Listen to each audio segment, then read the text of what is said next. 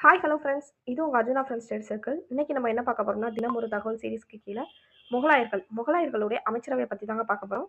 Okay, வாங்க பார்ப்போம். First பாருங்க, வக்கீல். வக்கீல்னு நம்ம யாரை சொல்றோம்னா, தலைமை அமைச்சரை தான் நம்ம என்னன்னு சொல்றோம்னா வக்கீல் அப்படின்னு சொல்றோம். ஓகேங்களா, தலைமை அமைச்சர் நம்ம என்ன சொல்றோம்னா வக்கீல் அப்படின்னு சொல்றோம். நெக்ஸ்ட் திவானி ஆலா. திவானி ஆலாவை நம்ம என்ன சொல்றோம்னா நிதி அமைச்சர் அப்படின்னு சொல்றோம். திவானி ஆலாங்கிறவரை நிதி அமைச்சர் அப்படின்னு சொல்லுவோம். நெக்ஸ்ட் மீர்பாக்ஷி. மீர்பாக்ஷிங்கிறவரை நம்ம என்ன சொல்லுவோம்னா ராணுவ தலைவர் அப்படிங்கிறோம், இல்ல ராணுவத்துறை அமைச்சர் அப்படின்னு சொல்லலாம். ஓகேங்களா, மீர்பாக்ஷி ராணுவ தலைவர் அதாவது ராணுவத்துறை அமைச்சர்.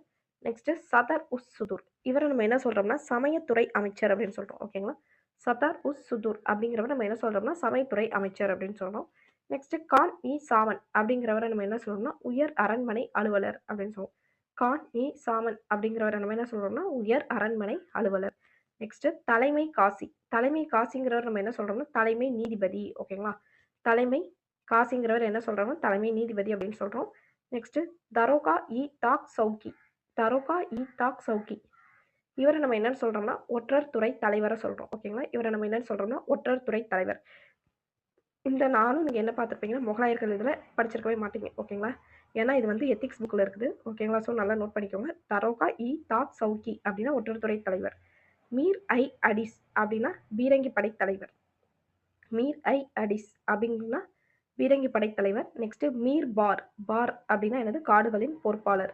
மீர் பார் அப்படின்னா காடுகளின் பொறுப்பாளர். நெக்ஸ்ட் மீர் தோசக் அப்படின்னா அவை சடங்குகளின் பொறுப்பாளர். மீர் தோசக் அப்படின்னா அவை சடங்குகளின் பொறுப்பாளர். ஓகேங்களா, வக்கீல் அப்படின்னா தலைமை அமைச்சர் இல்ல பிரதம அமைச்சர் அப்படின்னு சொல்லலாம். நெக்ஸ்ட் திவானி ஆலா அப்படின்னா நிதியமைச்சர், இல்ல மீர் ஜூம்லானாலும் நிதியமைச்சர் தான் வரும். ஓகேங்களா, நெக்ஸ்ட் மீர் பாக்ஷி. மீர் பாக்ஷினா ராணுவத்துறை அமைச்சர் அப்படின்னு சொல்லுவோம். நெக்ஸ்ட் சதார் உஸ் சுதூர் அப்படின்னா சமைத்துறை அமைச்சர்.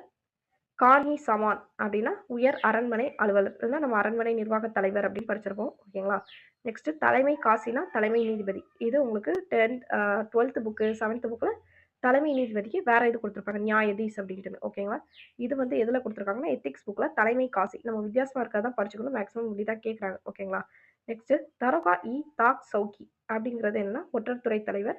நெக்ஸ்ட் மீர் ஐ அடிஸ் அப்படின்னா பீரங்கி படை தலைவர். இதெல்லாம் நல்லா நோட் பண்ணி வச்சுக்கோங்க. இந்த லாஸ்ட் இது மீர் பார்னா காடுகளின் பொறுப்பாளர், மீர் தோசக்னா அவை சடங்குகளின் பொறுப்பாளர். இது எல்லாத்துக்கும் ஒரு ஷார்ட்கட் வச்சு ஞாபகம் வச்சுக்கோங்க ஃப்ரெண்ட்ஸ். இந்த மறக்காம 12th எத்திக்ஸ்ல பண்பாடு, அந்த பேரரசுகளின் கொடைகள் பண்பாடுகள், அந்த இதில் முகலாயர்கள் விஜயநகர பேரரசு எல்லாத்தையும் எக்ஸ்ட்ரா கடன் நிறைய இருக்கு. அதையும் நீங்க ஒரு வாட்டி பார்த்துக்கோங்க. ஓகேங்களா, எக்ஸாம்ல கேட்கறதுக்கு நிறைய பாசிபிலிட்டிஸ் இருக்கு.